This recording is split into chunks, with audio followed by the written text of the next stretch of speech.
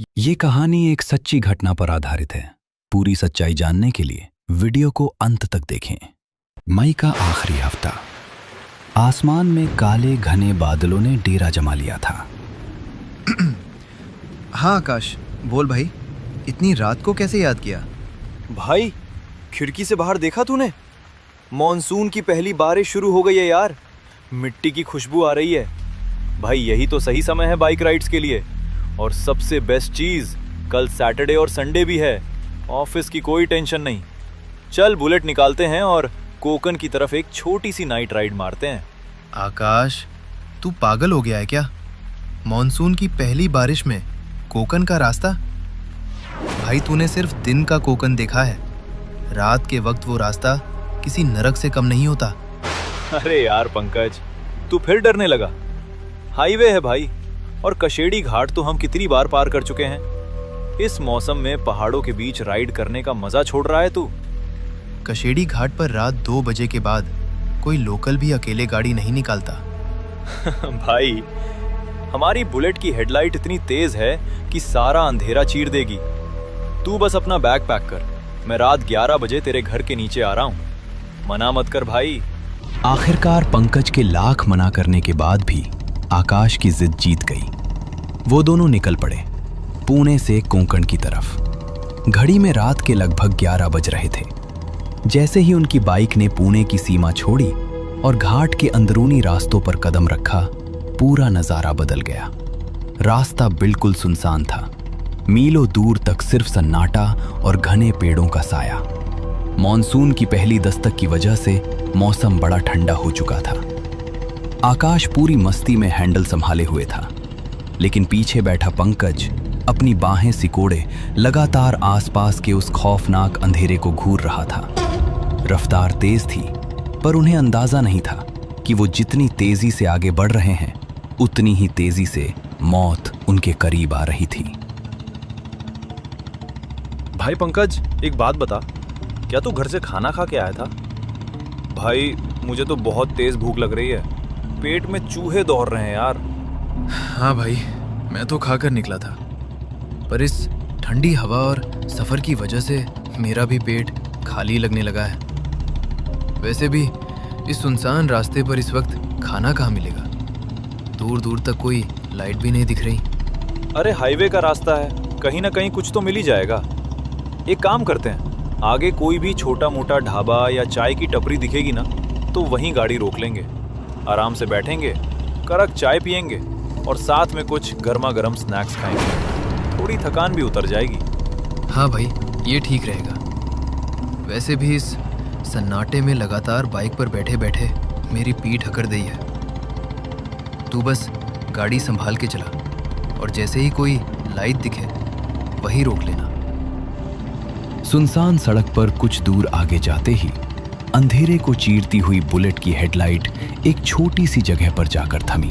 दुकान के अंदर एक बूढ़ा आदमी, जिसकी आंखें गहरी और चेहरा झुर्रियों से भरा था। अरे बाबा, शुक्र है आपकी दुकान खुली थी, वरना इस घाट पर तो जान निकल जाती। क्या है आपके पास खाने के लिए? कुछ गर्मा गर्म मिलेगा? सिर्फ कटिंग चाय मिलेगी साहब, और पार्सल के लिए कुछ स्नैक्स हैं। पर इतनी घनी रात को इस मौसम में कहाँ जा रहे हो तुम दोनों? अरे बाबा, हम पुणे से आ रहे हैं, कोकन की तरफ जा रहे हैं। मॉनसून की पहली बारिश का मजा लेने निकले हैं। कोकन का नाम सुनते ही उस बूढ़े चाय वाले के हाथ जैसे वहीं जम गए। कोकन? वो भी इस वक्त? बेटा, आगे कशेड़ी घाट का रास्ता है, संभल के जाना। तुम ठहरे शहर के बच्चे, हमारी इन बातों को अंधविश्वास समझोगे। मेरी बात तो मानोगे नहीं, पर तुम्हें बता दूं, आगे का रास्ता बहुत खतरनाक है, बहुत ज्यादा। पंकज, जो पहले से ही डरा हुआ था, चाय वाले की बातें सुनकर और सहम जाता है। उसका दिल तेजी से धड़कने लगता है। बाबा, खतरनाक मतलब? आपके कहने का क्या मतलब है? रास्ता खराब है या कुछ और बात है? आप हमें डरा क्यों रहे हो? डरना जरूरी है बेटा। मैंने कहा ना, आगे घाट का रास्ता है, बहुत एक्सीडेंट होते हैं वहाँ। और वो एक्सीडेंट क्यों होते हैं जानते हो? क्योंकि उस घाट पर कई बार लोगों को ऐसी चीजें दिखती हैं जो नहीं दिखनी चाहिए। चकवा। चकवा? वो क्या होता है बाबा? जब इस मौसम की पहली धुंध घाट को घेरती है तो वहां भूल भुलैया बन जाता है। लोग एक ही दिशा में एक ही मोड़ पर घंटों गोल गोल घूमते रह जाते हैं। पूरी रात गाड़ी चलाने के बाद भी रास्ता खत्म नहीं होता। पेट्रोल खत्म हो जाता है। पंकज का चेहरा डर के मारे सफेद पड़ चुका था, लेकिन आकाश ने अब भी माहौल को हल्का करने की कोशिश की। अरे छोड़ो बाबा, ये सब पुरानी कहानियां हैं। एक्सीडेंट तो नींद आने की वजह से होते हैं। पंकज, तू चाय पी और डर मत। मेरी बुलेट के सामने कोई चकवा बकवा नहीं टिकेगा। आकाश तो मान गया, लेकिन पंकज को समझ आ गया था कि चाय वाले की चेतावनी महज एक कहानी नहीं थी, बल्कि आगे आने वाली मौत का एक इशारा थी। रात के लगभग 2:30 बज रहे थे। कशेड़ी घाट का वो सबसे डरावना पैच शुरू हो चुका था, जहां सड़क के दोनों तरफ सिर्फ घना काला जंगल था।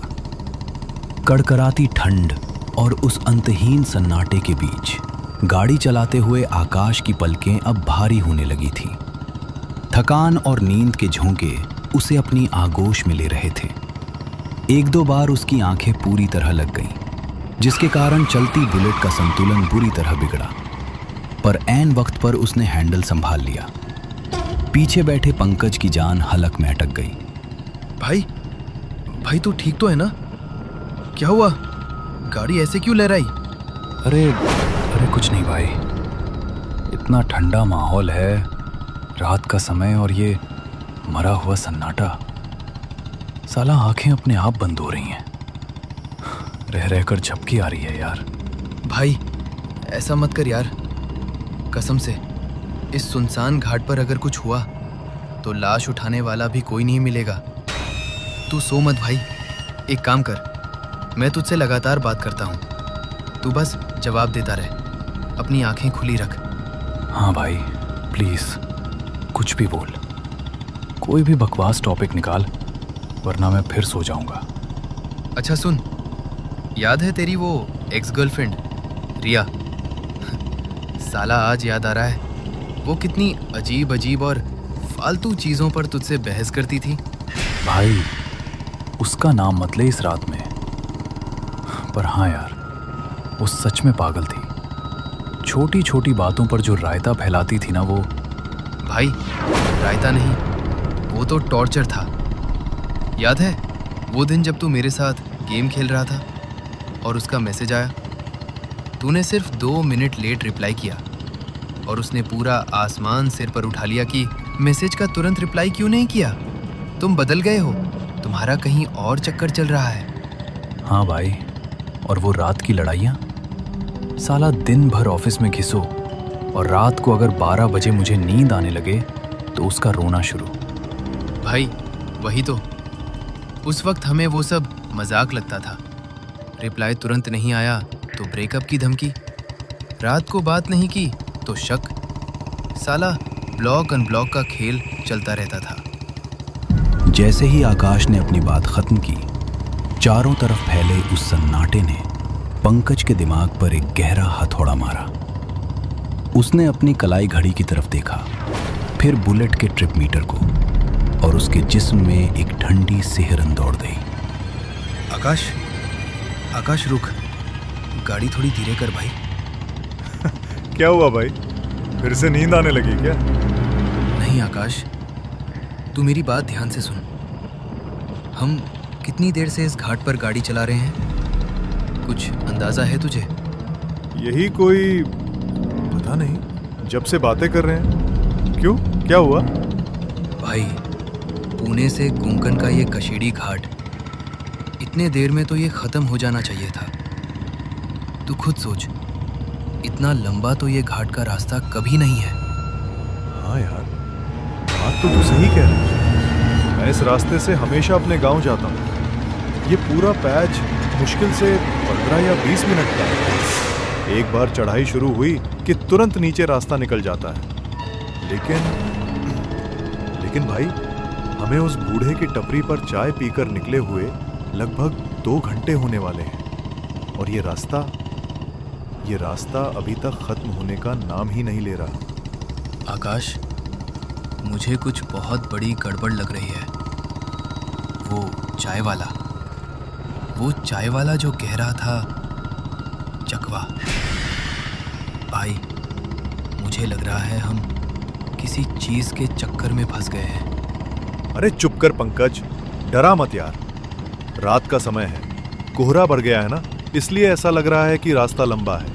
कोई चकवा वकवा नहीं होता, तू बस। आकाश, गाड़ी रोक। सामने देख, वो क्या है? क्या है? क्या हुआ? क्यों चिल्ला रहा है? आकाश, वो देख, सड़क के बाईं तरफ वो वही टूटा हुआ बरगद का पेड़ है ना, जिसकी बड़ी सी डाली नीचे झुकी हुई है। हाँ, तो कोई पेड़ गिरा होगा। इसमें चिल्लाने की क्या बात है? भाई, हमने इसे आधे घंटे पहले पार किया था आकाश। अगर हम लगातार 80 की स्पीड पर आगे बढ़ रहे हैं तो वही पेड़ दोबारा हमारे सामने कैसे आ सकता है? नहीं, ऐसा नहीं हो सकता। शायद कोई दूसरा पेड़ होगा पंकज। पहाड़ों में सारे पेड़ एक जैसे ही दिखते हैं। नहीं आकाश, उस पेड़ के तने पर लाल रंग का वो कपड़ा बंधा हुआ है। देख, आधे घंटे पहले भी मैंने वही लाल कपड़ा देखा था। हम आगे नहीं बढ़ रहे हैं भाई, हम उसी एक ही रास्ते पर, उसी मोड़ पर पिछले 2 घंटे से गोल गोल घूम रहे हैं। भाई, कशेड़ी घाट का रास्ता तो सीधा है, फिर हम घूम कैसे रहे हैं? पेट्रोल भी आधा हो चुका है पंकज।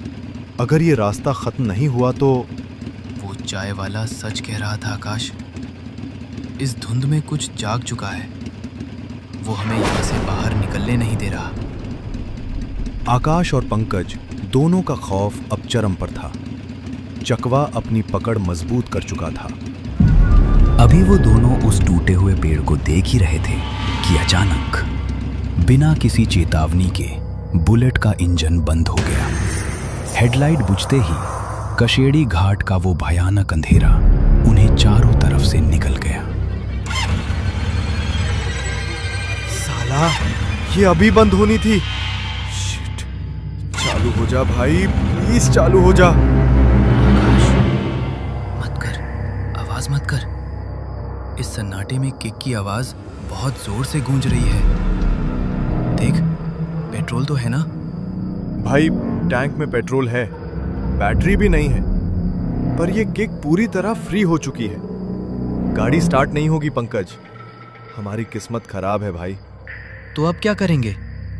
यहाँ इस मोड़ पर इस अंधेरे में खड़े रहे तो हम पागल हो जाएंगे आकाश। सुन, जंगलों के अंदर से कैसी अजीब अजीब आवाजें आ रही हैं, जैसे कोई पत्तों पर रेंग रहा हो। यहाँ खड़े रहना मौत को दावत देना है। एक काम करते हैं, बाइक को यहीं स्टैंड पर लगाते हैं और पैदल आगे बढ़ते हैं। कशेड़ी घाट का रास्ता है, कुछ दूर आगे चलेंगे तो शायद कोई दूसरा मोड़ आए या कोई ट्रक वाला मिल जाए। कोई तो मदद मिलेगी। चल। दोनों ने बाइक को वहीं सड़क के किनारे छोड़ा और अपने अपने मोबाइल की कमजोर रोशनी के सहारे उस अंतहीन सुनसान सड़क पर पैदल चलना शुरू किया। माहौल इतना डरावना था कि उनके खुद के जूतों की आवाज भी उन्हें डरा रही थी।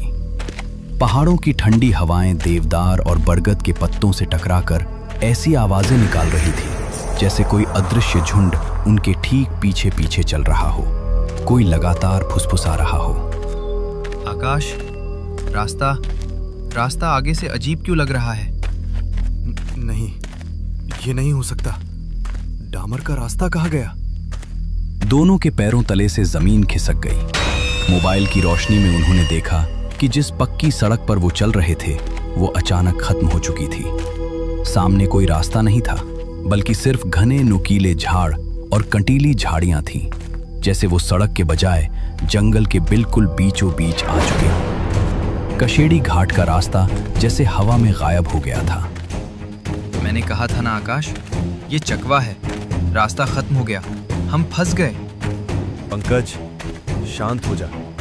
मोबाइल की लाइट जरा दाईं तरफ घुमा। वहां झाड़ियों के पीछे कुछ सफेद सा दिख रहा है। आकाश और पंकज ने कांपते हाथों से अपने मोबाइल की दोनों फ्लैशलाइट्स को एक साथ उस घनी झाड़ी की तरफ फोकस किया, और जो कुछ भी उस रोशनी के घेरे में सामने आया उसे देखकर दोनों के हलक से चीख तक नहीं निकल पाई, और वो दोनों पत्थर की तरह वहीं जम गए। झाड़ियों के ठीक बीच में गीली मिट्टी पर अपने पैरों के बल बैठी हुई थी एक बेहद अजीब बूढ़ी औरत।